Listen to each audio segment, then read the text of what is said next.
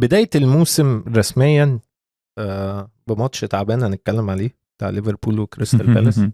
بس احنا لسه برضو مكملين في موضوع كشف الحساب بتاعنا علشان لسه ما خلصناش. عندنا كشفين حساب النهارده. مين بقى؟ الشياطين الحمر. ايوه مانشستر يونايتد. ايوه اللي شغالين شغل عالي الصيف ده. طقم هجوم بكراسيهم طقم بحاجاتهم كل كل حاجه ولسه ما خلصوش تقريبا، بس هنشوف بقى كلامهم ايه. والكبير التاني بطل الدوري الاسباني برشلونة. مقلق سن مقلق سن. وحواله المادية مش تمام، وكابتن بتاعه عامل مشاكل، فلا في كلام حلو على برشلونة بالظبط. بس فنخش ونبدأ مع بعض. والموسم جاي يا جماعة يعني تحمسوا يعني بدأنا يا جماعة رسميا. والله ده هتبقى جميل. الشامبيونشيب في انجلترا بدأنا من محبين وريكسام خسروا من ساوثهامبتون. هنتكلم على كل حاجة النهاردة يا جماعة. يلا بينا. مش هنتكلم على الشامبيونشيب مش هنجيب سيرة الشامبيونشيب. انا بس بقول اصلا انا قاعد زهقان فبتفرج على كمية ماتشات مرعبة. يلا بينا يلا.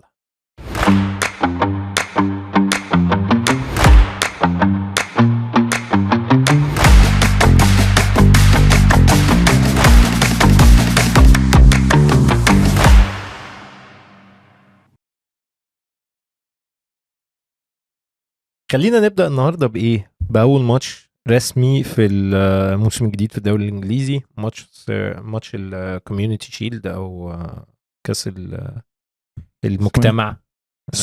السوبر الإنجليزي. ليفربول كريستال بالاس خلص بضربات الجزاء. والله حبة بنالتيات زبالة من ليفربول يعني. طقم يعني صلاح عمل واحدة من بتوع السنغال بالظبط. وبعد كده عندك ماكاليستر وهارفي إليوت حطوا اوحش بنالتين، بالذات هارفي إليوت ده مصيبة. بس في المطلق بيتهيألي الماتش ده اكد لكل الناس اللي بالذات، خلينا نتكلم بجد يعني، الناس اللي غالبا اللي اتفرجت على الماتش هو جمهور ليفربول يعني. فاي حد كان من جمهور ليفربول بيتفرج عارف ان احنا او ان الفريق عنده مشكله مع قلب الدفاع. والمشكله دي باينه النهارده.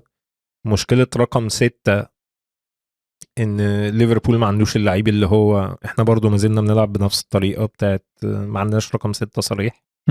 بدأ الماتش باتنين ما ينفعش يتقال عليهم من قريب ومن بعيد ان هم رقم 6، سواء كارتس جونز او سوبوسلاي. هو جرافنبرخ ماله؟ ده ما اعرفش. بيلعب مش بيلعب؟ ده ما لعبش. ما بيلعبش ليه؟ لا ما عنديش فكره.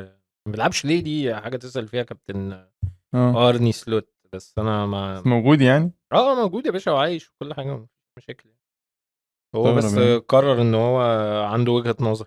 هو قال يعني هجرب الفرقه يعني. بس مستغرب ان هم ما يلعبوش ماتش زي ده. لا هو ما كانش موجود النهارده. ممكن يبقى عنده حاجه. عنده اصابه صغنطوطه صراحه ما بصيتش عليها. بس ده يدل يعني على حالكم يعني، ان انتوا لو انتوا اساسا الموسم اللي فات دخلتوا بجرافنبرخ وكانت مغامره كبيره جدا وعمل سيزون عمره وشالكم. بس انتوا ودي اعتقد مشكله ليفربول. احنا عملنا كشف حساب ليفربول بس قلنا انتوا ما عندكمش بديل قوي لجرافنبرخ يعمل اللي جرافنبرخ بيعمله. اندو ممكن بيخش يقفل اخر الماتش كده لو عايز تقفله خلاص. وبعتوا كوانزا، فانتوا عندكم دلوقتي ما بين فان دايك وكوناتي وراه جو جوميز اللي يعني اساسا برجل واحده. وحتى لو بصيت على التجارب اللي جربها ارني سلوت في الماتشات التحضيريه تقول لك ان هو الراجل عارف يعني. مش ده جرب يلعب نيوني، والواد نيوني ده يعني والله لو كان عنده الصحه بس جسمه بتاع هو كان هيبقى كويس جدا، لان هو القرارات الدفاعيه بتاعته حلوه قوي قوي. انا اتفاجئت يعني لما شفته وهو بيلعب سنتر باك قلت ده تخريف رسمي. وبعد كده لما بصيت عليه اكشلي لقيت الدنيا لا، هو الواد قراراته الدفاعيه كويسه، ودي حاجه عاده غريبه يعني. بس طبعا جسمه ده ما ينفعش يبقى مدافع في اي دوري يعني. بس على الاقل اللعيبه الجديده شغال. يعني بالظبط. كيركز مش احلى حاجه في العالم بس عادي. هيجي مع يعني هو مش وحش. جاب جون. فريمبونج هو فريمبونج هيدي ميزه هجوميه ليفربول مرعبه واضحه جدا يعني. صلاح كان مختفي بس شويه. صلاح بس عادي يعني. مفيش حاجه هنا في الماتش ده اقدر اقول ان هي كانت كارثه، على قد ما هو كان في سنه مش عارف اقولها ازاي، يعني هي مش كسل، هي حاجه كده لا مبالاه سنه. وتحسسك ان هو الفريق ممكن يكون لسه بجد ما جاش، يعني مريح خالص. عكس بقى كريستال بالاس اللي هو بالنسبه لهم الماتش ده بجد ممكن يبقى اهم ماتش في الموسم. يعني ممكن الموسم بتاعه الجاي ده كله يعني. ده يبقى اهم ماتش عنده. فبالتالي يعني لازم تديهم احترامهم. هم لما دخل فيهم الجون الاولاني بتاع اتيكيتي ما فيش بعديها ب3 دقايق بتهيألي جابوا جون التعادل. لبس جون، فضلوا ماسكين نفسهم فتره طويله قوي، بعد كده تعادلوا. اسماعيل صار جامد جدا. لا الفريق بتاع كريستال بالاس ده يعني مش هقول لك فريق بينافس على حاجه، بس فريق رخم وهيفضل طول عمره فريق رخم يعني. وويليام جلاسنر ده مدرب كويس، يعني مدرب كويس قوي قوي، اوليفر جلاسنر. بس يعني اعتقد يعني بدايه ممكن مش احسن بدايه لليفربول كاول ماتش في السيزون، بس في ايجابيه برضو. السيزون لسه الاسبوع الجاي. بس في ايجابيه برضو لازم نتكلم عليها. ايكيتيكي انا بقول عليه اتيكيت ايكيتيكي ده اللي شكر السكينه حضرتك. ده ايكيتيكي هيجي منه يعني. في لينك اب كده ما بينه وبين صلاح لذيذ. الواد عنده كوره مش مروش زي نونيز. ونونيز مشي، انا بحب نونيز عامه 50 مليون دي بس بالظبط انا مبسوط ان هو مشي. بس في نفس الوقت اللي هو انا ما عنديش غضب ناحيه نونيز، يعني مش اللي هو ماشي وبكسر وراه اقول لا يا معلم انت يعني. طب بالفلوس اللي مشي بيها دي تكسر وراه ولا بصراحه؟ لا بس يعني بس انا بكلمك في المبدا. هو حاول خلاص في المبدا يعني هو حاول مع ليفربول وجاب اخره. هي الدنيا ما كانتش ماشيه معاه. ومش هتفاجئ لو راح في الدوري السعودي كسر الدنيا حرفيا، لانه هو بجد لعيب جامد. هو بجد من اللعيبه اللي بيتهيالي لقطات كتيره قوي ظلمتهم، لان هو في ماتشات نونيز ده جابها لوحده. انا هفضل فاكر، وجمهور ليفربول اكيد فاكر الماتش قدام نيوكاسل لما نزل من على الدكه جاب الجونين في اخر 10 دقائق جاب ليفربول الماتش. فالراجل ليه لقطات كتير حلوه مع ليفربول. هو مشكلته انه ما عندوش اللقطه بتاعت اوريجي اللي هي اللقطه اللي هي للتاريخ. بس غير كده لا، نونيز ده انا هفضل لعيب بحبه جدا وبتمنى له التوفيق. يعني هتفرج على الهلال علشانه يعني. بس بقى على الله ان شاء الله. يعني البديل بتاعه سوفر ايكيتيكي جه في البوزيشن السترايكر، وفي كلام لسه كلام كتير ان ليفربول عايز يجيب إيساك، ان نيوكاسل مش راضي يسيبه. بس واضح ان انتوا بتبصوا على سترايكر كمان. انا بقى مش مهتم خالص بقى يعني انا عارف ان اللي انا بقوله ده يعتبر قله ادب، بس انا بجد مش مهتم بايزاك على قد ما انا ايزاك لعيب خطير. محتاج ليفت وينج اكتر منه. لا انا محتاج سنتر باك. ليفربول محتاج يجيب قلب دفاع وبعد كده نتكلم في اي حاجه تانية. لو مش هنجيب قلب دفاع حرام نحط الفلوس بتاعت ايزاك. بس في الاول وفي الاخر انت بتبص للفريق ده، ان الفريق برضو بيتبني من اول جديد. يعني انا حاسس ان احنا كل حد الصيف بالظبط مش كل حاجه هتحصل للصيف ده. هل احنا فريق حاليا وحش؟ لا فريق كويس. المشكله ان انت بس بتلعب شويه قمار في موضوع ان انت اصابتين. الفريق ده هيعاني في الدفاع، بس غير كده الاوبشنز الهجوميه بتاعتك كويسه، نص ملعبك كويس، في لعيبه كتير الا سي دي ام بس بالظبط. الا مركز رقم، ما هي بقول لك الجزء الدفاعي ده كله هو اللي فيه مشكله، سواء رقم 6 او لوب الدفاع. بس حتى الفول باكس ما عنديش مشكله يعني معاهم. حتى لويس دياز مشي هتعرف تخطي عليه بخاكبو. بس انت دلوقتي عندك على الشمال تمام برضه. يعني عندك 3 لعيبه كانوا جزء كبير من الموسم اللي فات ولعبوا دقايق كتير مشيوا، او واحد منهم توفى. وجبت مكانه 2 احسن من اللي كانوا موجودين في رايي، كيتيكي وفلوريان فيرتس. واعتقد ان يعني اتفاجئ لو ليفربول مش لسه عنده واحد كمان بيدور عليه بجديه، فاهم؟ ما عنديش مشكله خالص. ان هارفي إليت شكله كمان ممكن يمشي، فده كمان كان واحد من الناس تالي هارفي إليت مش هيمشي الا لو جه حد يعني. انا عشان كده بقول لك فاهم. ففي يعني ايه، اكيد النادي بيبص. بس يعني ما علينا، هنشوف ليفربول وهنتكلم عليه. كانت نبذه سريعه كده، عوده كده يعني تنشيف على ماتش بجد يعني. بيبل رقنا كده على السيزون. انا لو كنت ببص هو يا جماعه السيزون هيبدا امتى؟ ببص ايه ده الاسبوع ده، احنا ايه الحلاوه دي؟ والله بجد وحشنا البريمير ليج وحشنا الدوري الجديد. وعلى ذكر البريمير ليج اقول سريعا يا جماعه ما تنسوش دوري كوره كافيه فتح. نحط كل حاجه في الديسكريبشن. بالظبط، هتنزل في الديسكريبشن هتلاقينا كاتبين الكود بتاع الدوري. ادخلوا العبوا معانا. السنه دي الوضع هيبقى مختلف شويه علشان احنا اتكلمنا في الموضوع ده السنه اللي فاتت. هنقفل التسجيل بعد عدد اسابيع معينه علشان ما تبقاش انت راكب الدوري وتلاقي مثلا في الاسبوع ال 28 واحد دخل عمل جوين وهو اول الدوري، فتبقى انت حاسس ان مجهودك ضاع يعني. فاحنا هنقفل الدوري عند مثلا اسبوع لسه ما قررناش الصراحه، الخامس السادس حاجه كده. ولو انت اوريدي في الدوري من السنه اللي فاتت هو انت اوتوماتيكلي هيرجعك تاني. احنا الدوري هيرجع تاني، فانت مش هتحتاج ان انت تعمل اي حاجه. اهم حاجه ما تنساش تعمل فريق وتبدا علشان الاسبوع الجاي بدايه الدوري رسميا. ما تبداش جيم ويك 1-0 كده وتقول لي بقى اصلا انا فاتني الجيم ويك. انا عارف الحركات دي، انا عارف بالظبط. يا بس تعملها الحاجه دي. اصل انا بلعب معاكم من تاني اسبوع يا جماعه، ما بداتش من اول اسبوع. مش كده الفرق ال 40 نقطه ده قول لي. لا وتلاقيه مخلص الدوري فاهم فرق 160 نقطه ويقول لك اصل بدا من تاني اسبوع. انت كنت هتجيب 160 نقطه في اول اسبوع يعني، ولا كنت هتعمل ايه؟ المهم ماشي، هنخش بقى في نكمل بقى كشف الحساب. عايز تخش برشلونه ولا مانشستر الاول؟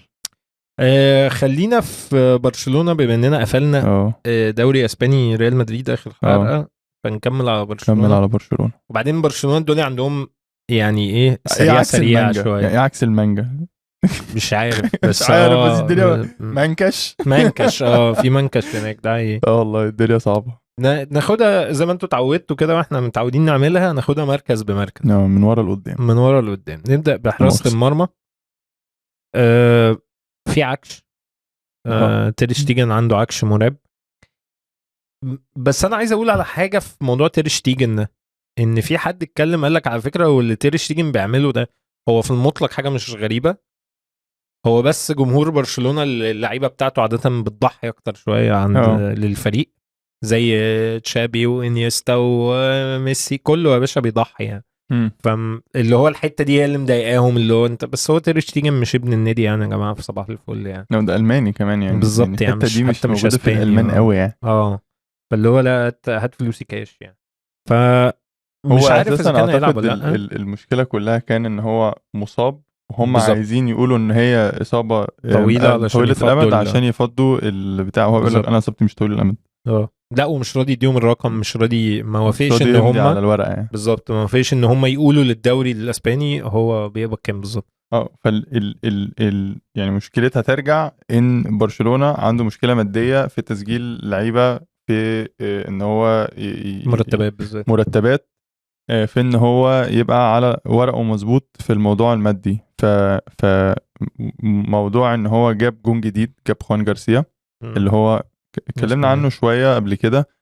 كان ارسنال كان بيتكلم عليه فتره، بيعتبر من اقوى المواهب الحراس المرمى اللي موجوده دلوقتي، ومن احسن الموجودين في الدوري الاسباني. فانا اعتقد ده كان يعني قرار حلو جدا من برشلونه ان هو جابه بصراحه، ان حد من اسبانيا هيفهم البتاع والسقف عالي قوي، مش محتاج يتكيف على الدوري ولا على البلد ولا على اي حاجه. بالظبط. ولسه عندك تشيزني ولسه عندك تير شتيجن بالظبط. وتشيزني عمل موسم كويس الموسم اللي فات، ان هو يسمح لك ان هو ممكن تعتمد عليه عادي ومش هو كارثه يعني، مش اللي هيبوظ لك الفريق يعني. بالظبط. بس طبعا تشيزني ما عندوش مستقبل قوي. فانت عندك بس ان هو جاب خوان جارسيا ده، انت كتير شتيجن بتبص هو انت تشيزني لسه مكمل وجبت خوان جارسيا ولسه عندك الجون التركي ده باين. لا اسمه ايه؟ تركي ولا مش تركي؟ لا ما علينا. الجون الثالث ده لعب بديجي باين. لعب لا بينيا بالظبط. لعب السيزون اللي فات وما كانش سيء يعني جون ثالث تمام فاهم. ايوه فتير شتيجن يعني ما فيش فريق في الليفل ده عنده 4 حراس مرمى ينفعوا يعني. دي حاجه غريبه جدا. فهو واضح ان واحد منهم لازم يمشي فاهم. بالظبط. فمين بقى؟ تير شتيجن كابتن بيبص كده بالطريقه اللي اتعامل بيها، اكيد هو مش مبسوط. بس اكيد هو مش هيبقى كابتن تاني. بس لا بيقول ان هو هم رجعوه كابتن تاني. ده اللي انا اخر حاجه قريتها. انا مش عارف بقى هو بعد العكس ده وبعديها بقى اتفقوا وتصالحوا وعملوا وعمل تصريح وعمل بتاع ورجعوا له كابتن تاني. عكا على الفاضي. بس المهم يعني ان المركز ده تمام. ما فيهوش حاجه قوي يتقلق منها برشلونه يعني، بس بالزبط. يعني هو زياده شويه فيه بس هنشوف بقى. ندخل على الرواق الايمن. عندك الاساسي كوندي 10/10 ما فيش اي مشاكل هناك. مين البديل هناك؟ ما مش بيلعب بلدي بيلعب اسمه ايه اريك جارسيا ممكن بيلعب رايت باك برضو. مهم يعني، بس هو كوندي من اللعيبه اللي عليها يعني من اللعيبه اللي انت تقدر تضمن ان هو اداؤه كويس ثابت. بيقدم لك مستوى في كتير من اوقات الدوري بيبقى من احسن الباكات في العالم يعني. فانت ما عندكش اي مشكله فيه طالما هو فيت. بالتالي انا مش عايز ادخل في القصه بتاعت اصل هو فيت ولا مش فيت والعمق ومش العمق. احنا خلينا صراحه، برشلونه فريق عنده شويه مشاكل ماديه. فعمرك ما هتبقى عندك اللي هو اصل اللي قاعد على الدكه ده بيقبض بالشيء الفلاني ولعيب عامل ازاي وانت الاساسي عامل ازاي. فبلاش ندخل في القصه دي علشان القصه دي هتبقى بايخه شويه. بس لو بنتكلم على ال 11 الاساسيين هيمشي حاله بإيريك جارسيا كبديل هيلاقي حد ويرميه هناك يعني. مش تبقى اكبر ازمه في العالم. وعلى الشمال عنده بلدي وجيرين مارتان يعني ما عندهمش اللوكجري ان هم يشوفوا بدائل تانية لناس شغاله اوريدي. فتمام بالظبط. السنتر باك بقى يعني انا حاسس ان هي مش وحشه. لا انا اختلف معاك بشده يعني. هي الفكره كلها ان انت الموسم اللي فات الاغلبيه العظمى منه كان إيناجو مارتينيز وكوبارسي. مارتينيز واضح ان هو ماشي رايح النصر. لا ماشي خلاص. مارتينيز اوفيشال خلاص يعني ده بس يعني ان مارتينيز ماشي دي انا شايف ان هي بس خلي بالك هو لعيب كبير يعني في السن. لا مأساة لبرشلونه اللي متابع برشلونه. كريستنسن رجع تمام بس كريستنسن ما اكلش عيش. اللي متابع برشلونه هيبقى عارف الكلام ده والله العظيم. إنياجو مارتينيز ده هو كان قائد الدفاع ده. حتى اروخو لما بيرجع ويبقى فت ما عندوش المخ ان هو يبقى قائد الدفاع من ناحيه تقنيه فاهم. بس انا ممكن اقول حاجه بس. اولا كوبارسي الموسم ده المفروض يبقى مختلف لانه اخذ موسم كامل اساسي. جميل. وموسم كامل هو من احسن السنتر باكات في الدوري بتقدر تقول من احسن السنتر باكات في العالم. عيل صغير بس عيل صغير وبيتعلم وكل حاجه. بس هو دلوقتي عنده خبره اكتر بكتير. يعني اروخو مش مصاب كبير يعني. واروخو مدافع كويس. احنا عارفين قد ايه هو مدافع كويس. تمام. حتى لو جاله موسم اوف او اصابات او بتاع بس هو مدافع كويس. او كريستيانسن رجع من الاصابه ودي حاجه المفروض برضو ان انت تبقى مبسوط بيها يعني اللي هو تمام. انا بشوف كريستيانسن مدافع كويس. انا عارف ان انت معترض بس انا بجد بشوفه مدافع كويس جدا. ما عندوش يمكن السرعه الخارقه ما عندوش يعني البتاع كسكواد بلاير بس مش ما اعتمدش عليه مش تالت حتى رابع. لا معترض جدا. انا بجد انا بحب كريستنسن يعني تخيل مثلا اروخو اللي هو معرض جدا للاصابه اتصاب وبقى برشلونه الموسم بتاعه بيلعب بكريستنسن وكوبارسي. دي لو هتبص على الدفاع ده وتقول ان دي مش مأساة. بس طب ما انت عندك ايريك جارسيا لسه برضه ماشي. بس انت يعني انت الاوبشنز بتاعتك مش وحشه يعني فاهم اللي هو انت عندك انا مش عارف انت كريستنسن ايريك جارسيا ايه يعني ايه مش وحشه. انا بالنسبه لي ان هو يلعب يعني. انت لو بصيت على الموسم اللي فات هو اللي الفرق الوحيد ان انت طلعت إيناجو مارتينيز دخلت كريستنسن. ايوه بس الفرق ما بين إيناجو مارتينيز وكريستنسن كبير في رأيي. بقى انا يعني بقى مش مقتنع بيه. إيناجو مارتينيز انا في رأيي في المنظومه الدفاعيه هو كان اهم لعيب في برشلونه الموسم اللي فات. هو اللي كان بيقود الهاي لاين بتاعهم اللي هو اساسا يعني قمار جدا واتعمل بالدقه دي بسبب إيناجو مارتينيز.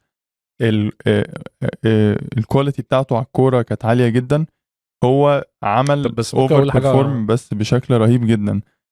مفيش لعيب زيه موجود في الفريق. لا بالعكس في انا شايف ان اروخو ابجريد عليه في الحته دي. لا في الدفاع المتقدم اروخو احسن عشان اسرع هيعرف يرتد اسرع بس ما عندوش مخ. لا انا مش عشان بس والله اقول الناس برشلونه اللي بيتفرجوا على برشلونه على طول لا مش هيساندوني في الكلمه دي. انا بشوف اروخو انت مش مديله حقه خالص. قائد انا مش اروخو سنتر باك توب. لا بس انا مش مديله حقه في حته ان انت بتقول عليه ان هو ما عندوش مخ. ده انا ما بشوفوش يبقى قائد دفاع 100% لا لا انا مقتنع ان هو ينفع يعني الفرصه ان كوبارسي هو اللي ياخد هو حرفيا عمل موسم وحش بس الفرصه ان كوبارسي هو اللي يتقمص الدور ده اعلى من ان اروخو هو اللي يعملها. بس اسايد من ده لا تقول ماشي هتلعب بكوبارسي واروخو، ده دفاع كويس جدا. دفاع على هنقول ان هو على الورق كويس. انت اصابه واحده من ان انت تبقى عندك كارثه في الدفاع. مش يا عم ليه؟ طب ما في إيريك جارسيا، كل إيريك جارسيا، كريستنسن، كل الخيارات اللي موجوده دي ما تاكلش عيش، بالذات بالطريقه اللي برشلونه بتلعبها. فهو انت بس بسيطه مشيت ستارتر سنتر باك ورجع لك واحد لسه راجع من الاصابه ومش عارف هيفضل الفورم بتاعه عامل ازاي، هيبقى راجع عامل ازاي، كل الكلام ده. بس هو حتى في احسن حالات كريستنسن هو مش نفس الليفل بتاع انياجو مارتينيز. لا كريستنسن في احسن حالته احسن من انياجو مارتينيز. ده كان من كام سنه يمكن. لا معترض جدا. قولوا لنا اراخو يا جماعه والله دي يعني ده انا شايف ان انتوا اختلاف اراء بس ان برشلونه لو ما جابش سنتر باك دلوقتي في الموسم ده في الصيف ده هتبقى مشكله كبيره، وبتبقى بتلعبوا قمار بشكل رهيب. لا انا مش مقتنع. قولوا لنا يعني انا مش شايف ان هي حاجه مضمونه.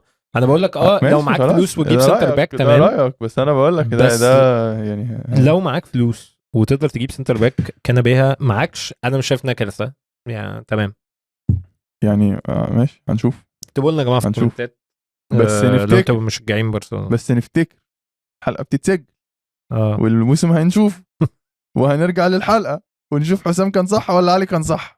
يا عم انت كده لما بتطلع غلط بتقول انا ما قلتش. لا ما عشان ما كنتش قلتش فعلا، ما احنا بنسجل. طب نيجي لنص الملعب. نص الملعب يا اخي هرص لك الاسامي وبعد كده نتكلم.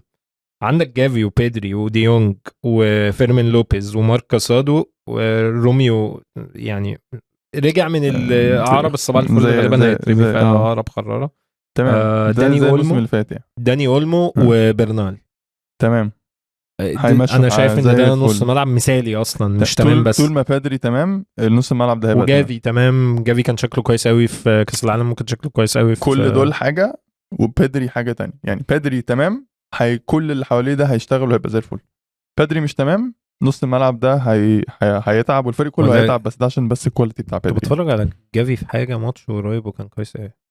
هو جافي كويس بس في يعني بقى في يعني فجوه كبيره ما بينه وما بين اي نص ملعب تاني. حتى بيدري طبعًا بقى فوق كل حد. طبعا حتى ما عنديش اعتراض يعني حتى ديونج اللي هو المفروض ان هو نجم نص الملعب بتاع برشلونه واكتر واحد خبره، بس فرق الفجوه ما بينه وما بين بيدري بقت كبيره. بيدري بقى اللي عمله الموسم اللي فات ده ما يتعملش يا جماعه، اللي عمله ده يعني ربنا بس يكملها له على خير وما يتصابش. غير كده الوحيد اللي انا ما زلت عندي مش اعتراض على قد ما هو انا مش فاهم ايه موقفه شويه هو ديونج. يعني انا مش عارف هانزي فليك بيحبه ما يحبوش، عايزه يكمل مش عايزه، بندفع مرتبه لغايه لما يمشي ببلاش ولا اكيد هو مش مستاهل مرتبه اللي هو بيدفع، عشان هو مرتبه مرتب حد الامباكت بتاعه لازم يكون من احسن بكتير. واحد في العالم.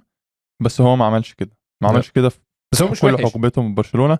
بس هو مش وحش، بس بالفلوس دي او ابرك تجيب حد بيقدم نفس المستوى ده بارخص بكتير، فاهم؟ فعشان كده بالظبط اصلا انت بتطلع بيدري وجافي، بس انت بتطلع بيدري وجافي من الفريق عندك من لاماسيا وتمام يعني. انا عشان كده انا لو مليم وبيلعبوا عليه يعني. انا لو اسمه ايه خوان لابورتا ده ببص يعني لا انت خساره فيك الفلوس اللي بتدفع. هو مش كده مش هيلاقي حد يشتريه يعني. بالظبط. فهو لو حد جه اشتراه واديله ربع المرتب اي حاجه هو هيقول لك اوكي، بس هو ما فيش، هم لابسينه مش عشان هو يعني عالة على الفريق، بس عشان هو غالي قوي ومش هيقدم المستوى ده. لكن ديونج عارفين ديونج كله عارف ديونج في الفورم بتاعه من احسن نص ملعب في العالم. بيكاري كويس قوي، بيترانزيشن بشكل خطير تحفه. بس وبعدين عاجبني ان انت عندك كل والموضوع ده انا يعني بصراحه لازم ادي حق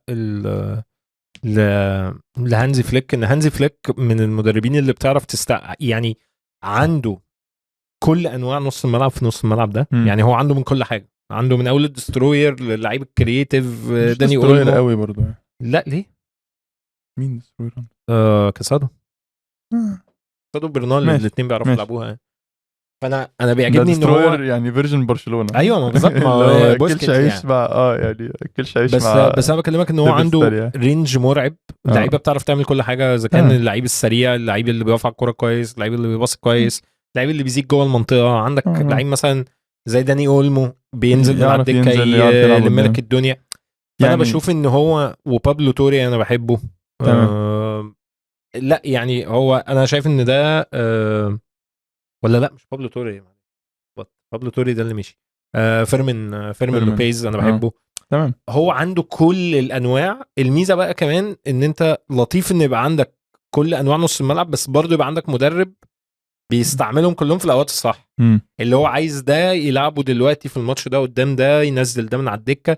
هانزي فليك في الحته دي عبقري الصراحه. والموسم اللي فات كان باين قوي، لان انت الموسم اللي فات لما تفكر فيها هتلاقي ان كل لعيبه نص الملعب دي لعبت ماتشات معينه ودقائق معينه كانت مهمه جدا للفريق ان هو يكسب الدوري. فدي حاجه لازم تديها له وتديها لبرشلونه، وبالتالي دي اقوى حاجه عند برشلونه الموسم اللي فات، والمفروض تبقى اقوى حاجه عنده برضو الموسم ده. ويرجع واقول ان شاء الله ربنا يبعد عنهم بس الاصابات والدنيا تمام جدا في نص الملعب يعني اي ممكن يعني اي اصابه ممكن تمشي، بس اصابه بدري دي هي اللي هتبقى صعبه عليهم. يعني احنا مش محتاجين نخمن نص الملعب ده هيمشيهم ولا لا، لان هو ده بيزيكلي نص الملعب بتاع الموسم اللي فات، وعملوا ومش مشاهم هو يعني. هم كان من احسن نص ملعب كانوا يعني في العالم، كان ليفل عالي جدا.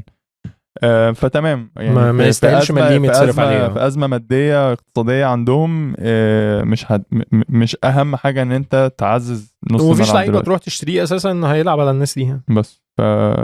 نمشي بقى على قدام. اللي هحط لك الاسامي برضه. قرر ان هو يعمل تعزيز. عندك فيه ليفاندوسكي، يامال، رافينيا، دول بتوع الموسم اللي فات. تمام. وفيران توريس البديل بتاعهم. زاد لهم السنه دي راشفورد. تمام. وجايبين واد صغير كده اسمه بردهاي ولا حاجه كده من كوبنهاجن، فده ما اعرفش ايه موقفه يعني. وتكنيكلي انسو فاتي رجع من موناكو، بس ده صباح الفل يعني. بس انت الثلاثه دول كانوا شغالين تمام، ببدلهم فيران توريس كان شغال تمام الموسم اللي فات. زاد عليهم اولمو اللي ساعات بيخش في بالظبط الثلاثه اللي قدام. زاد عليهم الموسم ده بقى كمان ماركوس راشفورد اللي كان راح اعاره النص الثاني من الموسم اللي فات مع استون فيلا، عمل نص موسم حلو جدا، وعمل نص موسم كويس جدا، بالذات بدايته كمان كان احسن من قفلته. فقال للناس اللي هو لا يا جماعه انا مش مخلص كوره يعني. علشان كان في الشك اللي هو المعين بتاع انا مخلص كوره انا.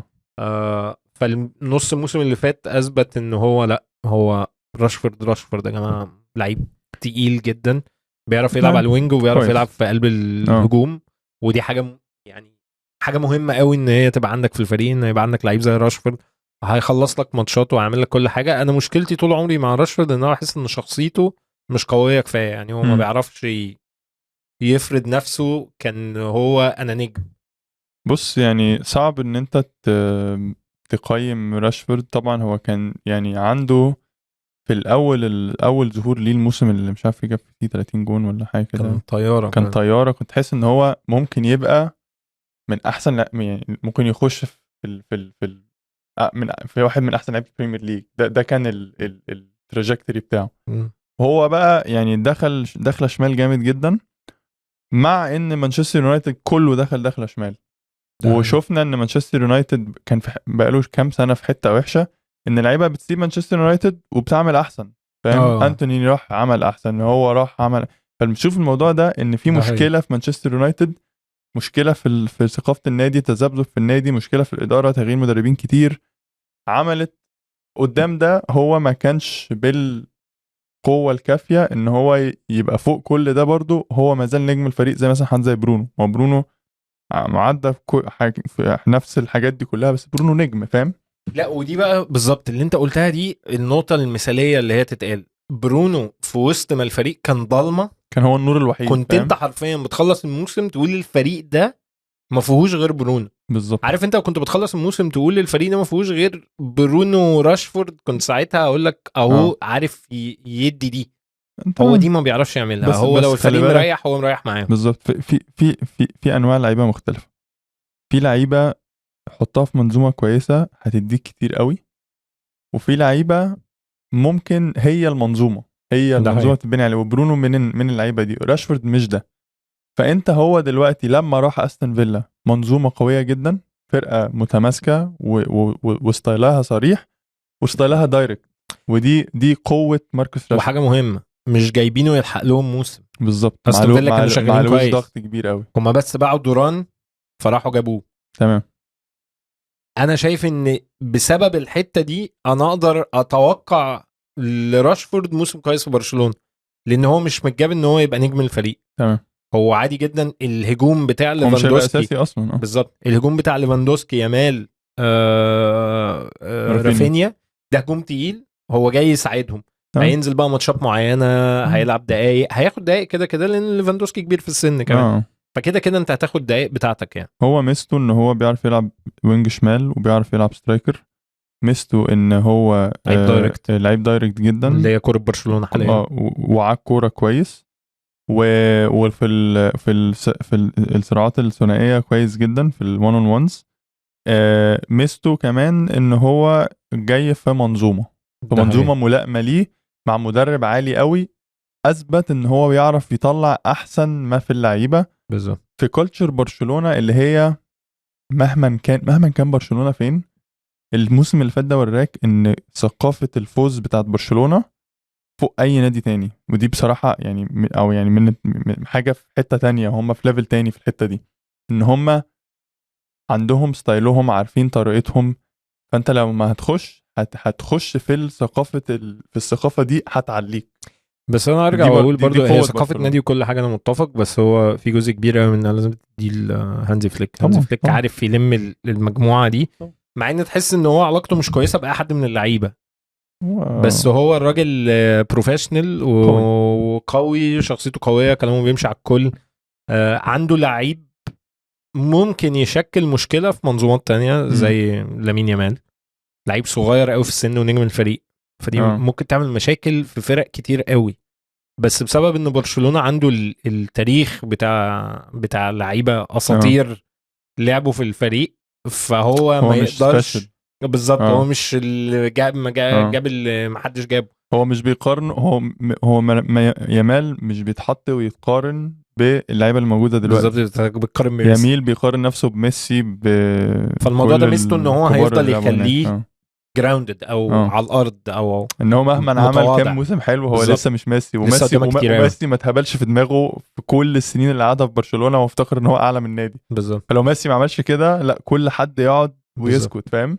هو عمره ما هيبقى اكبر من النادي، ودي حاجه مش نوادي كتير قوي تعرف تقولها زي برشلونه. من زي ما بقول لك، انا يامال ده بحس ان هو في فرق كتير قوي يبوظ الفريق، دي حقيقه، ما عدا برشلونه. يعني برشلونه من الفرق قليله قوي اللي تقدر بالذات ان هو تحتوي لعيب بالحجم ده، بالذات ان هو ابن النادي، بالذات ان هو يعني يمن للنادي ان هو اللي طلعه بالشكل ده، وان هو نمى موهبته. فتمام، لو ظبطوا الدفاع او حظهم كان حلو في عدم الاصابات، او اللعيبه زي اللي موجوده دلوقتي ما هو إنياجو مارتينيز ده، هل حد كان متوقع ان هو ممكن يعتمد عليه في الموسم اللي فات؟ لا. بس هو يعني عمل خطوه كبيره وموسم جامد. كوبارسي ممكن ياخد خطوه تانية في الديفلوبمنت بتاعه. كريستنسن ممكن كل ده ممكن يحصل، وما برشلونه فاجئنا السنه اللي فاتت. لكن انا برضو شايف ان كان في يعني ايه، كان في سنه عامل حظ لبرشلونه، ان هو العمق بتاعه ما اختبرش بشكل رهيب. كان ممكن يبقى اوحش من كده. فانت لو عدت منك سنه، مش شرط ان انت تعدي منك سنتين. واخر الموسم خالص برشلونه اتاثر جامد بالاصابات، بقى كوندي اتصاب، لقيت ليفاندوسكي اتصاب، لقيت، فاهم؟ بس ارجع اقول لك الحاجات دي كل اصابه بتاثر، والدنيا مش بتسهل، وعدد الماتشات عالي وكل الكلام ده. بس ده لا يمنع ان باللي احنا شايفينه تقدر بسهوله تقول ان برشلونه مرشح ان هو ياخد الدوري، مرشح انه ياخد تشامبيونز ليج. تمام. ده نفس الفريق بتاع الموسم اللي فات، اللي هو فريق كان كويس. لو حاجه انا بيتهيألي ممكن غالبا هيبقى احسن الموسم ده المفروض. هانزي فليك مدرب كويس، هيبقوا اتعودوا اكتر على حاجات والافكار بتاعته واللي هو عايز يعمله والستايل بتاعه الجديد. فانا مقتنع جدا ان الفريق ده مش مفروض في حاجه تقلق. لو ينفع نروح نجيب سنتر باك يبقى يا ريت، بس غير كده مفيش مصيبه ملحه يعني. ممكن يعني تروح تجيب رايت باك لو الدنيا يعني تمام قوي يعني. هنتفرج بقى ونشوف. قولوا لنا يا جماعه انتوا في الكومنتات ايه رايكم في فريق برشلونه الحالي والقائمه الحاليه لنادي برشلونه، لو في صفقات او مراكز انتوا شايفين المفروض ان هي تتعمل برضو اكتبوا لنا. بعدين انت اما تكتب لنا في الكومنتات ايه هتزيد فرصتك انك تكسب تيشيرت. في حد كتب لنا بتهيألي زي ده اللي هو انتوا قاعدين بتكلمونا عن التيشيرت دي بقالكم كتير قوي. فاصل يا جماعه مش معقوله يعني احنا كل ده و2300 سبسكرايبر ولا 2400 سبسكرايبر اجي ابص على البتاع الاقي ان احنا عندنا 80% من اللي بيتفرجوا علينا مش عاملين سبسكرايب. ما تعمل سبسكرايب، اعمل سبسكرايب حالا كده، دوس كده دوسه لايك، ايه المشكله؟ ساعدنا. اكتب لنا بقى ايه علشان تكسب التيشيرت، اكتب لنا في الكومنتات. فانت لو عامل لنا ايه، عامل لنا سبسكرايب على يوتيوب وكاتب كومنت كده، عندك فرصه انك تكسب تيشيرت عمر مرموش، او تيشيرت يعني منتخب مصر ممضي من كابتن عمر مرموش. حاجه جميله منتهى السهوله بس. حلو. ندخل على الفريق التاني اللي هنعمل له بقى كشف حساب. ده بقى راشفورد مشي منه، مكلبز وجميل جوسي لانه عنده كتير. مانشستر يونايتد. اللي بيتابع البرنامج عارف ان احنا الموسم اللي فات قلناها كلمه وقرار واحد، ان اموريم احنا مش هنتكلم معاه الموسم اللي فات، تمام، بس الموسم ده ينفع نتكلم معاه، لازم خلاص. الراجل بقى جايب كمان صفقات، جاب الصفقات بتاعته وصارف يعني صفقات بفلوس مش لمين من بعض وجايبين لعيبه كسر. انت بتتكلم ان هو هنتكلم على الصفقات بس هو انا الموسم ده ولما هنيجي نتكلم في الصفقات هنتكلم في الكلام ده، اول مره اشوف مانشستر يونايتد بيعمل الصفقات اللي هو محتاجها من سنين. يعني اللي هو بجد ببص على الصفقه ايه ده فعلا، ده فعلا مظبوط. هو ده اللعيب كمان اللي انت محتاجه، مش المركز ده، هو ده شخصيا. ففي حاجات كتيره قوي تخليك انت لو بتشجع مانشستر يونايتد متفائل للموسم الجديد. خلينا نبدا واحده واحده كده. هنبدا بمشكله اصلا نبدا بسبب عدم التفاهم، بسبب التشاؤم. فنبدا بالجون الاساسي. اونانا. انا ما بحبش اونانا ولا انا صراحه لا يعني كجون اساسي لا صعب، بس في اللي هو بيتهيألي التاني ده اللي هو بايندر ده مصيبه اكتر من اونانا. ما هو لا انا عارفه كويس، بايندر ده مصيبه، ده مش يعني لا بايندر مش توم هيتن، فاهم؟ بايندر مصيبه مصيبه كجون تاني. انا هقول لك يعني كجون تاني مصيبه. ده هو حتى مش مذبذب كجون، مش دايما بيبقى الجون الاساسي بتاع تركيا. وفي اليورو اللي فات دخل في جون، يعني هو معرض ان هو يعمل الغلطات دي، ومش هو اللي مانشستر يونايتد محتاجه. فأونانا يعني انت شايف أونانا يلعب عليه اساسي؟ أونانا هو الاساسي دي من غير كلام، بس على الاقل أونانا عنده تصديات كويسه، تصديات الحاجات، بيعمل تصديات خياليه يعني. دي يعني هي دي عنده دي مشكلة اصلا أونانا مش التصديات، هو حارس كويس في التصديات، هو مشكلته ان هو دماغه مسوحه يعني، تمركزه ساعات كتير بيبقى وحش جدا، بيعمل غلطات، بس بيعمل غلطات يعني يعمل تصدي خيالي ويعمل غلطه، فهو وبيطلع ساعات كتيره قوي. انا بشوف ان عنده مشكله في العرضيات مرعبه، بيطلع وحش قوي. فهو مش جون توب ليفل، بس ممكن يبقى يعني عندهم اعتقد ان هم عندهم اولويات تانية، ان هم بالذات ان هم صرفوا كتير قوي في الجون ده، مش هيعرفوا يبدلوه دلوقتي. انا اعتقد ان هم لابسينه سيزون كمان. انا بالنسبه لي اللي كارثه الصراحه، انا مش هكذب يعني، النهارده كنت بتفرج على كريستال بالاس وبتفرج على هندرسون، واللي هو يا جدعان ده يا جدعان انتوا ازاي تسيبوه يمشي يعني؟ بس ده من ساعه لما سابوه مشي انا مش فاهم. هو كان انا شايف ان هو كان كويس وهو مع مانشستر. في واول مره راح شيفيلد كان عبقري فرجعوه تاني. لا. قلت بس هيلعب اساسي برضه مشي جدا يعني. حاجه غريبه حاجه والله. في حاجات بتحصل مانشستر يونايتد ما بفهمهاش، بس اللي بيحصل لهم في الجون ده، دخية كان من احسن الجوان في العالم، ده اعتزل سنتين ورجع لسه وبعديها بقى معاهم حاجه شبح غريب، ما بقى فجاه بقى فعلا كان وحش جدا مع مانشستر يونايتد فتره، وبعديها حرفيا الكارير تحس ان دخية ده خلاص يعني الكارير بتاعه انتهى، ورجع دلوقتي كان بيلعب ضدهم الماتش اللي فات، وكان يعني باين ان هو احسن بكتير من اونانا. فحاجه بصراحه يعني صراحه انا شايف ان فيها حارس مرمى. بس اقول لك حاجه، عملوا ادوا لما رجع اولد ترافورد دخية اول مره ادوا عملوا له حركات شياكه يعني. طبعا لا على فكره هو مانشستر يونايتد جمهور كلاس. هم هنوه. لا وهم جمهور كلاس على فكره، هم هنوه وهو ما كانش يستحق الاهانه دي، فادوا كده حركتين شياكه. وبعدين انا بحس جمهور مانشستر يونايتد كمان من الجماهير اللي اتظلمت قوي، ان هي الاداره كانت بتطلع كل مره بيلبسوا حد الليله. فاهم؟ اللي هو الموسم ده يلبسوه مش عارف دخي، موسم تاني هات لي سولسكاير اللي هو كلاب ليجند، وبعد كده شايلوا الليله، هات لي رونالدو شايلوا الليله. هم شايلوا كميه ناس ليالي. انا بيتهيألي دلوقتي جمهور مانشستر بيبص الموضوع ويقول لا والله الدنيا. انا حاسس طبعا ان لا، اللي حصل مع رونالدو ده اسوأ سيناريو في العالم، بس في نفس الوقت لا يعني هم نفسهم عارفين ان اللي حصل مع دخيا ده ما كانش صح يعني.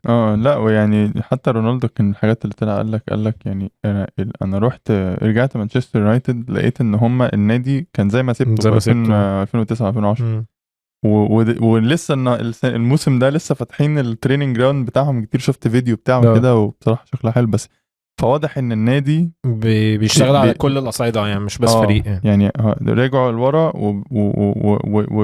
وبيرجعوا بقى في الحاجات اللي انديه كتير كانت سبقتهم ليها في تجديد النادي، في بالظبط اعتمدوا بزياده على مكانتهم كنادي وما استثمروش في حاجات مهمه في اداره النادي نفسها.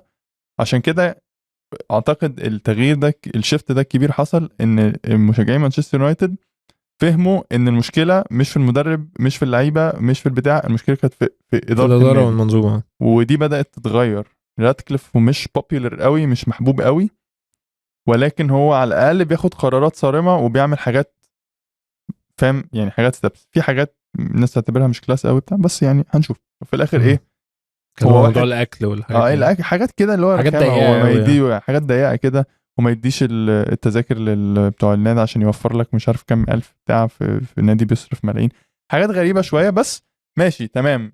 النتيجه بقى لو اموريم ظبط السيزون ده بكل الحاجات محدش هيقول لهم حاجه، بس نشوف بقى ايه بقيه البوزيشنز عشان لسه عندهم مشاكل بغض النظر عن كل الصرف. الرايت باك او الوينج باك لو هنلعب بثلاثه، هم بيلعبوا 5-3 سنتر باك ورايت وليفت وينج. وحتى لو لعبوا 4 انا بيتهيألي المركز ده تمام، يقول ان عنده ديجو دالوت وعنده مزراوي، يعني عنده واحد يعني عنده التو اوبشنز والاثنين كويسين، فانا تمام يعني. وبعدين مزراوي ساعات ممكن بتلعبوا سنتر باك على اليمين، بتلعبوا على الشمال اصلا، بتلعبوا على الشمال مفيش مشاكل شغال. فانا شايف الحته اللي على اليمين دي تمام قوي. واموريم اعلن عن مزراوي ان هو واحد من الكابتنز بتوع الفريق، يعني عمل زي جروب القواد الفريق، قاده الفريق، مزراوي منهم، فواضح انه هيعتمد على مزراوي كتير في الموسم ده.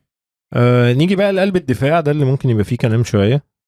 انت عندك دليخت وماجواير وليساندرو مارتينيز وليني يورو وايدن هافن وحد تاني لا بس كده.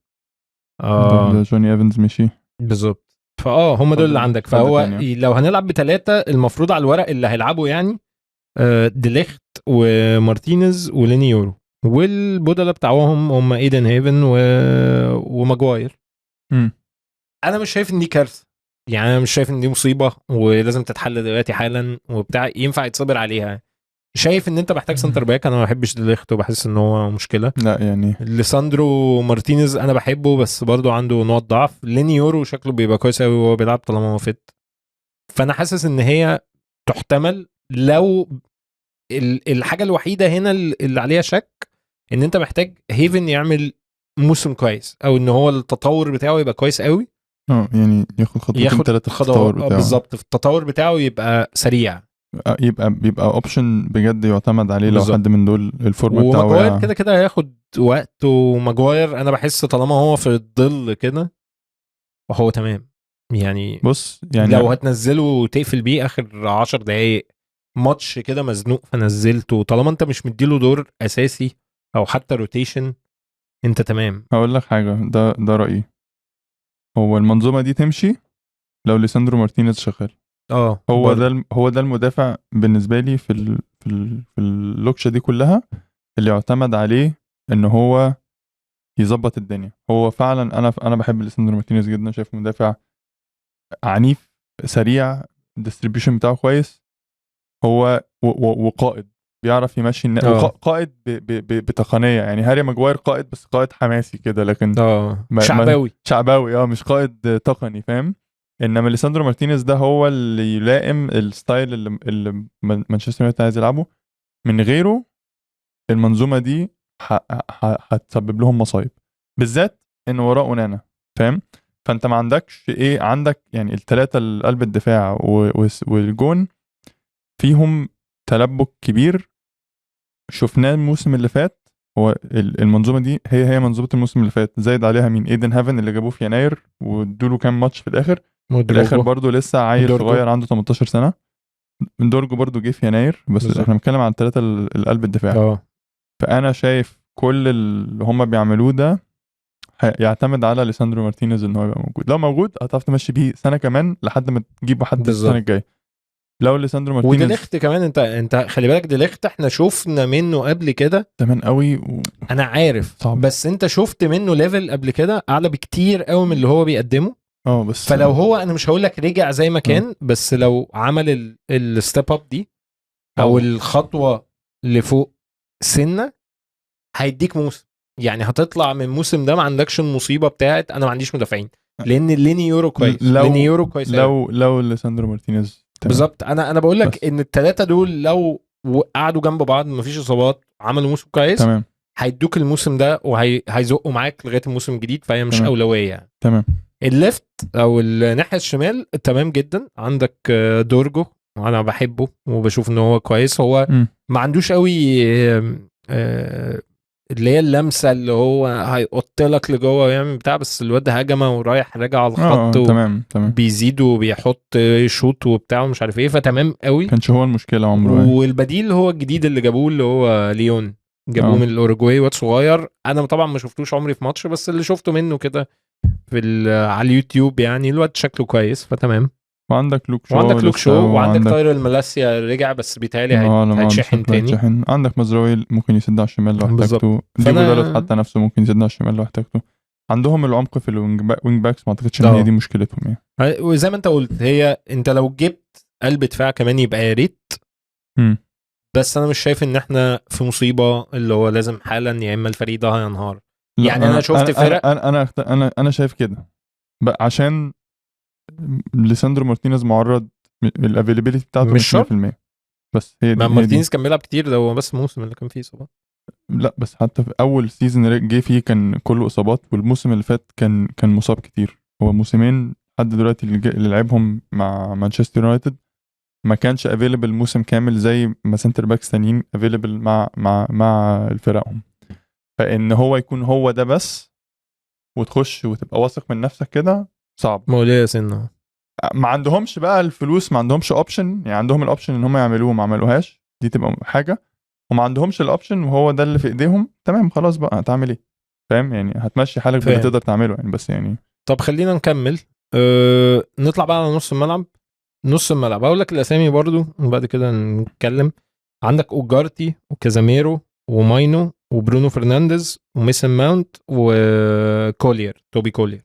يعني ميسن ماونت ده ممكن نعتبره من الاوبشنز الهجوميه. بس لا بيلعب 8، بيلعب بوكس تو بوكس. مش احسن حاجه في العالم بس بيلعب بوكس تو بوكس. ما عملهاش اموريم خالص تقريبا. ماشي بس هو بيعرف يلعب اللي هي بوكس تو بوكس رايح راجع اوبشن يعني اوبشن بالظبط. هو مش ميت خالص يعني. تمام. يعني مش جاب سترايكر ولا وينجر تلعبه، هو نص ملعب في الاول وفي الاخر يعني. فانت انا شايف ان التركيبه دي مش وحشه. اوجارتي ماينو الاثنين كويسين جدا لو تلعب بيهم. لا مش مقتنع. ليه؟ ما اصل احنا بنقارن باللي شفناه الموسم اللي فات. جرب الاوبشنز دي كتير منهم مع بعض.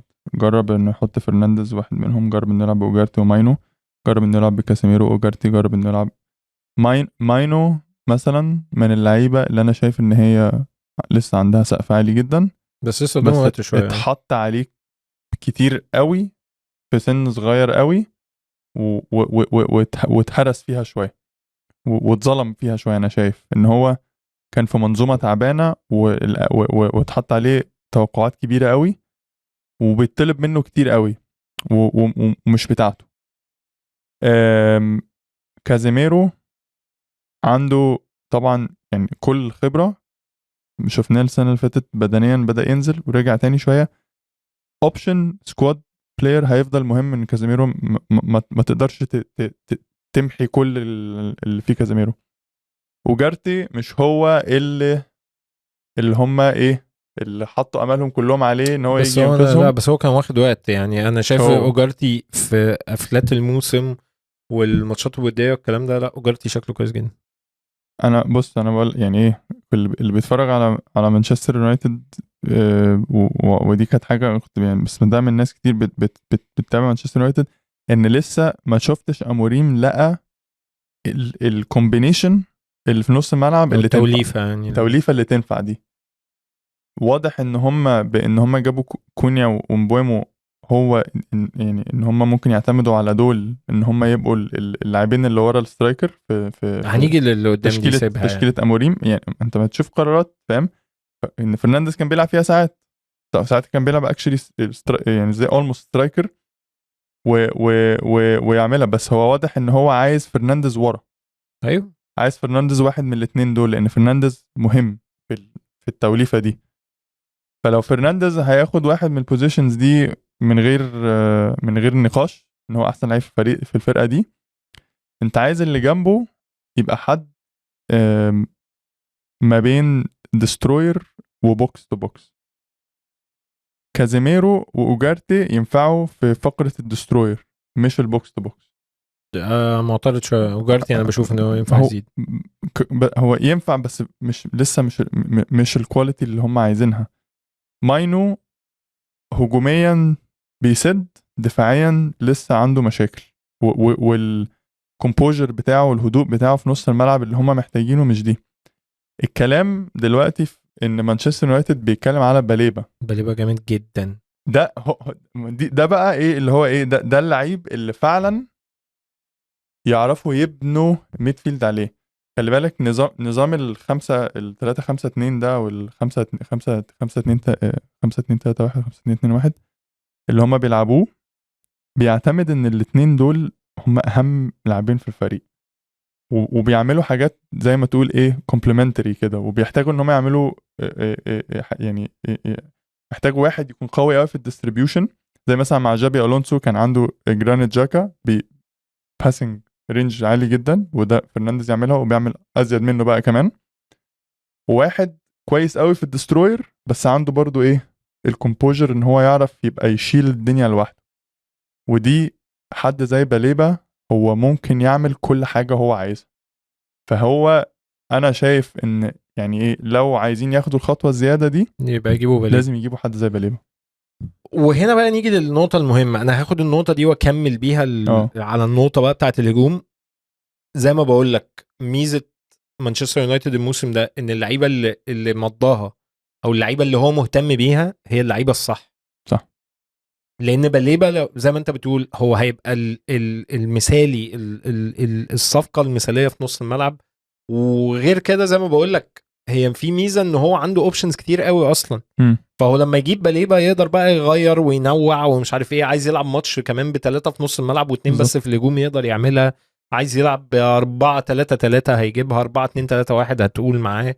هيبقى عنده كل الاوبشنز المتاحة. لان هو كمان بقى هجيلك على الصفقات اللي قدام وعلى الناس اللي قدام. ال3 اللي مضاهم مين؟ جاب مضى مهاجم كلاسيكي مفيش حاجة تتقال عليه سيسكو.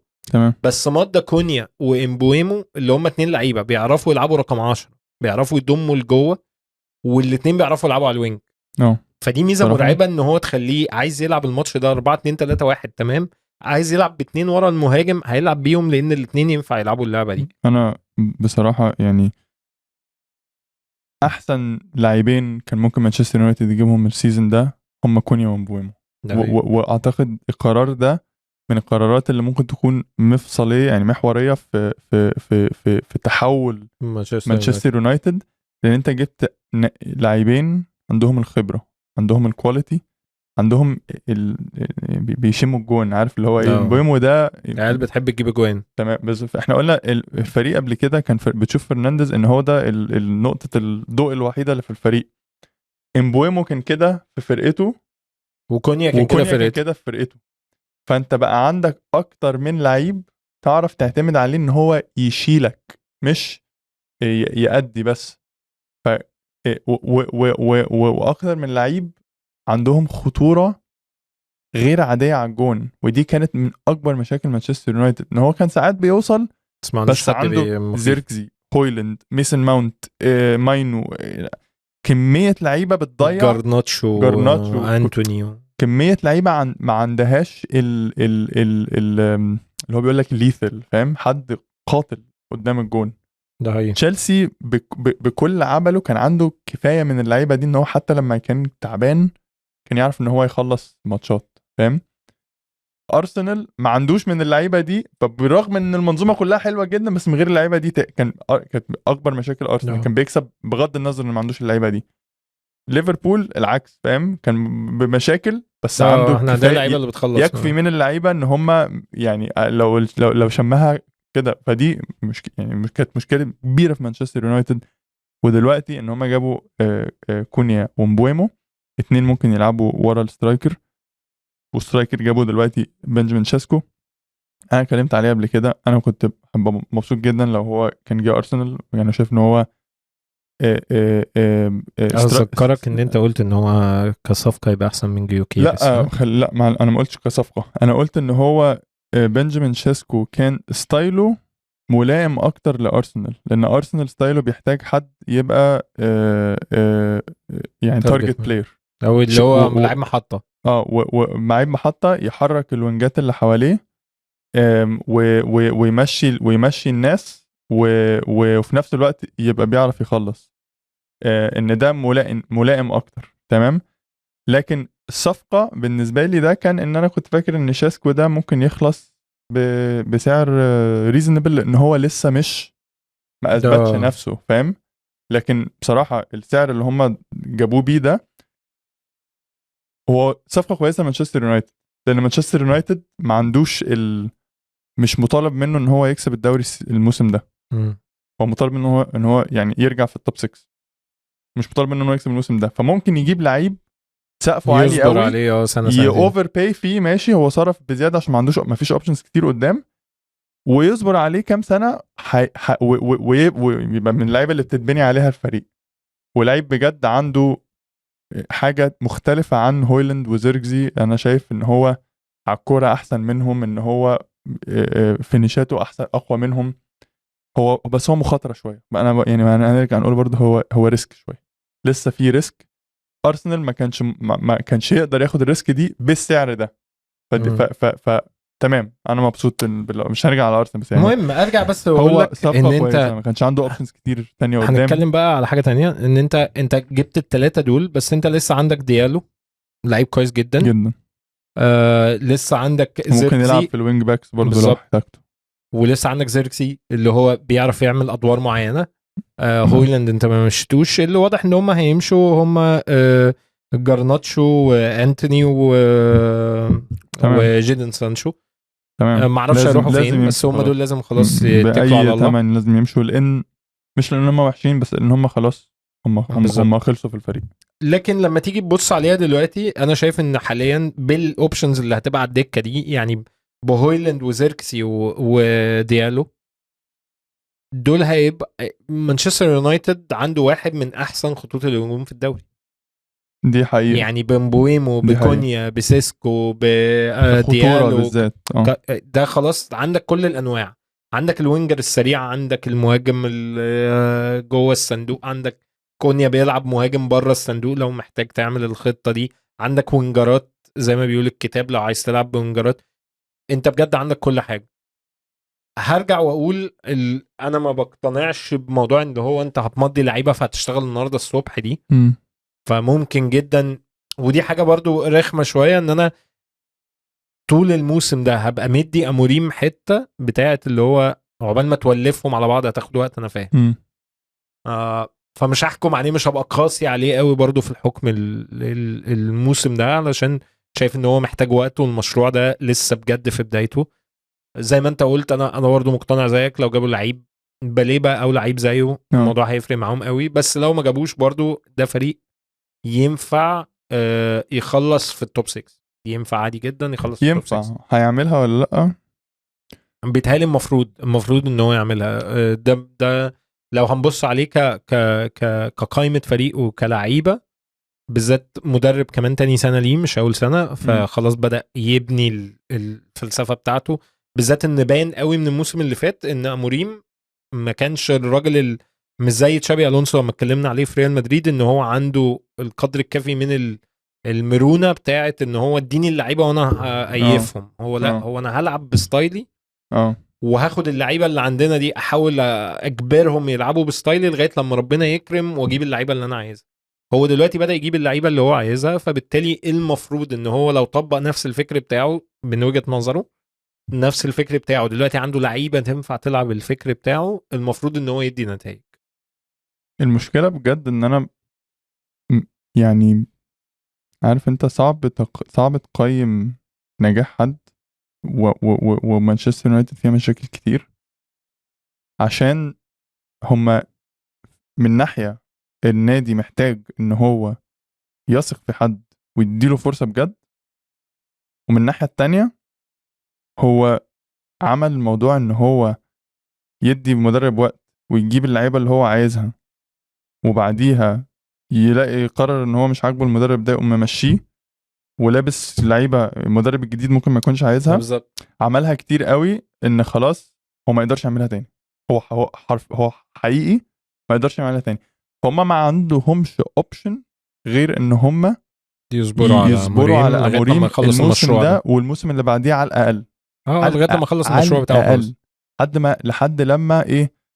بس ده لا يعني ان لو اموريم بكل الصفقات دي وبالسكواد اللي موجوده دي وببري سيزن كامل ما عندهمش ولا كاس عالم ولا عندهم اي حاجه، دخل الموسم ده وخلصوا زي ما خلص الموسم اللي فات، اللي هو يعني اقل ما يتقال عليه ان هو كارثه الكوارث. ولا ستايل اوف بلاي واضح، ولا اداء حلو على الملعب، ولسه مشاكل في الاشخاص، وخلصين في بوزيشن عار على مانشستر يونايتد في الدوري. لو الموسم ده بقى حتى اول نص فيه كان كده برضو بالمهزله دي، تبقى كارثه. بس انا مش مقتنع ان هي تبقى كده يعني. انا مش مقتنع. انا عندي قناعه كده ان اللعيبه دي صعب، بس البري سيزون مش مشجع قوي بصراحه لمانشستر يونايتد. ما فيش مصيبه، بس ما فيش حاجه. لا بس انا ما بحطش يعني، انا ما بحطش امال على البري سيزون، لان انا ببقى عارف ان المدربين قد ايه بيجربوا افكار جديده. تمام. بس اللي انا هرجع واقوله لك، الميزه اللي انا شايفها لحد دلوقتي ان الفريق بيمضي لعيبه صح. دي حقيقه. الميزه التانية كمان اللي انا حاسس، يعني هي مشكله ان انا ما شفتهاش بس انا حاسس ان هي هتحصل، ان هو انت هتبدا تشوف فرقه بتلعب كوره. يعني انا مانشستر يونايتد كنت بتفرج عليهم كل ماتش، انا مش عارف دول انتوا بتحاولوا تعملوا ايه اصلا. بالظبط. بس لان انت من كتر ما كان فيه فجوه ما بين نوعيه اللعيبه وطريقه اللعب، فانت مش عارف اصلا ايه الفكره اللي بتحاول تتطبق. دي حقيقه. فاهم يعني؟ انت من كتر ما بتتعمل وحش انت مش عارف دي ايه. دي حقيقه. فانا اقدر اقول من دلوقتي ان المفروض الموسم ده هتبدا تشوف شكل للفريق ثابت، حتى لو الشكل ده مش هيجيب نتائج في الاول. بس انا بيتهيالي لو انا من جمهور مانشستر يونايتد ده اللي انا هبقى بتفرج عليه. انا بدور الفريق ده واقف على رجله، ده فريق كوره ليهم طريقه ليهم شكل. الدفاع عامل ازاي، المنظومه بتاعت الضغط عامله ازاي، التحضير عامل ازاي، الترانزيشنز عامله ازاي. هبقى ببص على الحاجات دي قوي، اللي هو هل الفريق بتاعي بقى ليه شكل فريق كوره، فمساله وقت ان انا اجيب العناصر الصح وان انا اقعد اتطور لغايه لما اكسب.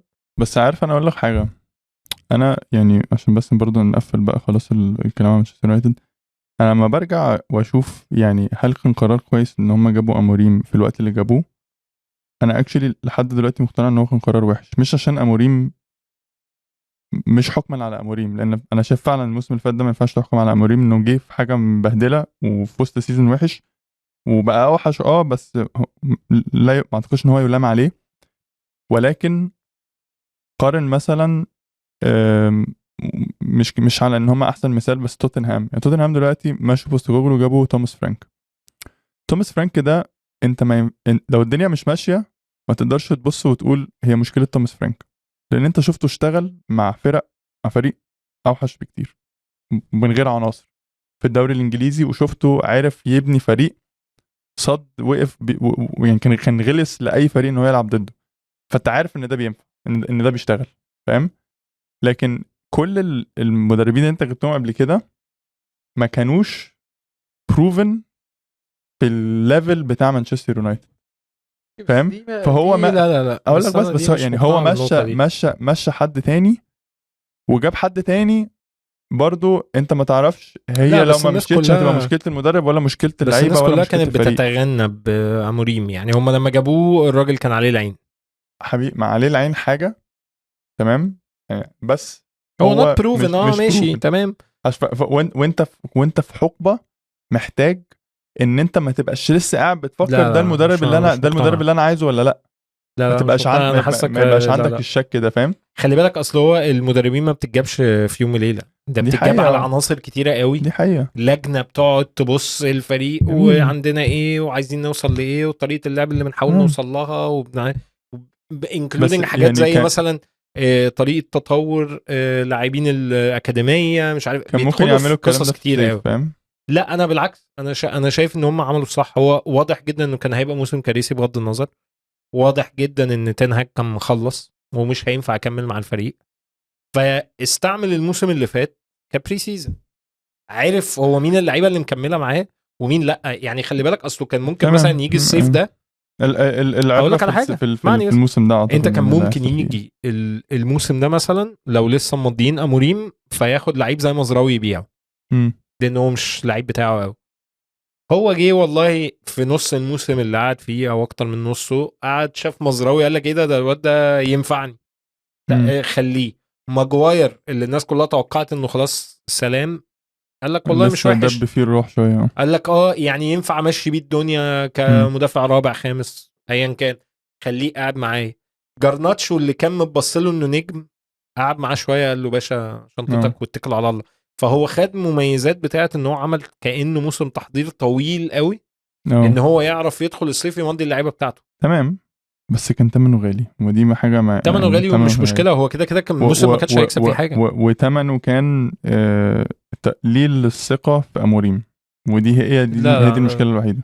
ده انا شايف ان هي متبصله من بره قوي. لو انت شككت في اموريم دلوقتي انت باصص لها من بره قوي يعني. ماشي هنشوف في الاخر. هنشوف يعني. العبره في الموسم ده وبالذات اعتقد في اول نص في الموسم كمان يعني. وزي ما بقول لك هي مش نتائج، انا مش هبص على مانشستر يونايتد بنتائج، اشوف بروجرس فريق بالظبط، اشوف تطور. والله انا مش عايز حاجه كده من مانشستر، لو انا مشجع مانشستر مش عايز حاجه من السيزون ده غير ان انا اشوف ان احنا رايحين في حته بالزبط. يعني حتى شفت الكلام ده مع كلوب، شفت الكلام ده مع اي مدرب وصل ان هو بقى ناجح، بدا مش بفوز بس بدا بشكل ان انت الناس اللعيبه بتؤمن باللي هو بيعمله. انا ارجع واقول ان انا المثال بتاع كلوب ده على طول بقعد استعمله، ان انا اول ما كلوب بدا يدرب ليفربول وبدات اشوف المنظر بتاع الضغط العالي وبنجري على كل كوره وبنعمل مش عارف ايه، بدا قلبي يستريح كده، اللي هو احنا بنلعب في حاجه شكلها مختلف بس. فدي اللي بدات تديك فانا بيتهيألي انا هتفرج على مانشستر يونايتد بنفس الطريقه، اللي هو هبقى اتفرج عليه اللي هو هل في حاجه هنا، حاجه انا شايفها بتاع مانشستر بالزبط. موجود ولا لا بالظبط. فانا اكتبوا لنا يا جماعه لو انت من مشجعين مانشستر يونايتد، اكتبوا لنا رايكم في الصفقات لغايه دلوقتي. هل الفريق لو ما عرفش يجيب باليبا او ما عرفش يجيب لعيب رقم 6 او لعيب في نص ملعب عامه او سنتر باك، هل دي كارثه ولا تمام تصبر عليه؟ توقعاتك للموسم ده هتبقى عامله ازاي لمانشستر يونايتد؟ ايه الحاجات اللي هنحاسب عليها اموريم؟ يعني في نهايه الموسم لو الراجل مخلص يا سيدي 8 دوري بس عامل موسم انت شايفه من وجهة نظرك كويس، ايه اللي تقدر تقول عليه هيبقى موسم كويس؟ ولا هي لازم مركز مؤهل لدوري الابطال وواحد من الكؤوس مثلا علشان تقدر تتكلم عن الراجل ان هو عمل موسم كويس؟ اكتبوا لنا في الكومنتات يا جماعه، وزي ما قلت لكم قبل كده افكركم تاني لما تكتب في الكومنتات تزيد فرصك انك تكسب تيشيرت منتخب مصر ومندي من كابتن عمر مرموش. نهاية وسريعا كده ما تنساش تدخل على دوري الفانتسي علشان الاسبوع الجاي، وما تنساش تعمل فريقك في الديسكريبشن علشان بالظبط في الديسكريبشن، عشان ما تجيش الاسبوع الجاي تقول لي اصل انا نسيت اعمل الفريق. ما تنساش الديدلاين اول ديدلاين صعب. اوعى تنسى الكلام. وقولوا لنا يعني لو عايزين تقولوا لنا مين اللعيبه اللي انتوا عايزين بتفكروا تجيبوها كذا. احنا كنا عايزين نقول لكم بقى ده فرقتي دي مش عارف ايه، بس يعني يعني مش حاسس ان انتوا بتتعلموا مننا حاجه يعني في الفانتسي احنا على الله برضو شويه يعني الناس اللي كسبوا الموسم اللي فات يقولوا لنا هم بيبصوا على مين يا احمد يعني علي يعني يقولوا لنا انتوا يعني احنا عارفين والناس الحلوه ممكن تيجي تعمل احنا بنلعب الفانتسي معاكم يعني فلا نشوف. وبعد بقى طبعا اول حلقه هنبقى معاكم ونعلق على بدايه الموسم. شوت اوتس الزميل محمد الامير اخونا وعمر جلال واحمد توكل كلهم سايبنا ومسافر يا جدعان واحنا الوعد اللي قاعدين بنسجل يعني. حتى انا اللي بعمل التسجيل لو في حاجه غلط في الفيديو زي ما الناس علقوا السنه اللي فاتت انت عارف ليه عشان احنا مشينا بنمشي الدنيا يلا الحمد لله ان شاء الله. فالناس دي كلها شاوت اوت ليهم طبعا اخواتنا وحبايبنا وحشينا. بس ندي بقى ايه طالعه كده الجونرا ده ميس اهو قلت اسمك اخويا حبيبنا عمر غانم زايد عبد الغني هشام عامر علي بس انا مش عارف ايه اسمه الاخير كان عامل كان كتب كومنت كده كان قافش علينا قوي بيقول ان احنا لان احنا ما بنبصش على بعض. لا غير ده لا ده احمد احمد حامد. بص على بعض ليه والله اصل صعب عشان بص على الكاميرا وابص عليه واتكلم في المايك الموضوع مش سهل على فكره والله الشغلانه دي مش سهله. مهم في بس اللي انا عايز اقول عليه اللي هو علي ام جي مجحتي بيتهيالي ده احنا شكرنا الاسبوع اللي فات في في الناشئ من ريال مدريد. هو قفش جدا قال لك هو اي حد يجيب جون وبتاع يا عم عادي اراء يعني ما نقولش حاجه. المهم يعني عندك اسماعيل كويس من المغرب اخونا كان كاتب لنا كلام حلو ومدينا يعني زي فكره كده قال لنا يعني قطعوا بعض اقل وبتاع. والله بنحاول يا جماعه بس الموضوع بيسخن مننا وبتقلب على قهوه على طول. مين تاني زايد قلته ماونت اخونا وحبيبنا اسماعيل اخونا وحبيبنا بس كده محمد عاطف لا ناس كتير والله يا جماعه. وجماهير برشلونه بقى عايزين جماهير برشلونه غايبين عنكم شويه بس وجماهير برشلونه ومانشستر يونايتد احنا ما عندناش كتير بيستبعونا من مانشستر يونايتد بس هنرجع نتكلم عليهم لان هي الفكره في كده ان انت بنحاول نركز على الفرق اللي شايفين لها مشروع او حاجه نتكلم فيها يبقى في يعني زي ماده نتكلم فيها. ظبطونا لغايه دلوقتي اكتر جمهور ظبطنا بيتهيألي وجمهور تشيلسي ده نزلنا لهم حلقه نفخونا في السما 6000 فيو فدلعونا كده يا جماعه. وزي ما قلت لكم يعني سبسكرايب لايك شير هات صحابك وتعالى كده حبايبنا خلاص كده تمام يلا بينا سلام.